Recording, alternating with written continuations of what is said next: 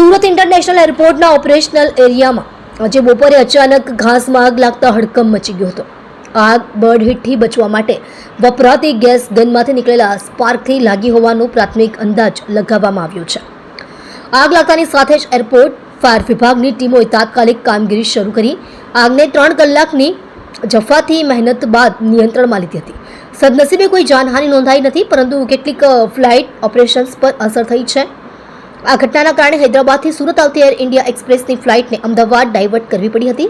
સાથે જ અનેક ફ્લાઇટ્સ મોડી પડી હતી, જેમાં નીચેના ફ્લાઇટ્સનો સમાવેશ થાય છે: IndiGo Diu Surat, IndiGo Delhi Surat, IndiGo Bengaluru Surat, IndiGo Surat Diu, IndiGo Surat Goa, Air India Express Dubai Surat, ઓએનજીસીનું હેલિકોપ્ટર, વેન્ચુરા એર કનેક્ટની નોન શેડ્યુલ્ડ ફ્લાઇટ. આ તમામ ફ્લાઇટ્સ લગભગ 3 કલાક સુધી વિલંબ પામેલી હતી. ફાયર વિભાગના સૂત્રોના જણાવ્યા પ્રમાણે આગ ઓપરેશનલ એરિયામાં ઘાસવાવ વિસ્તારમાં લાગી હતી. આગ રનવે સુધી ન ફેલાય તે માટે ઝડપી પગલાં લેવામાં આવ્યા હતા. આ અંગે તપાસ શરૂ કરવામાં આવી છે અને એરપોર્ટ ઓથોરિટીએ ઘટનાઓનું સંપૂર્ણ રિપોર્ટ તૈયાર કરવાનો પ્રારંભ કર્યો છે.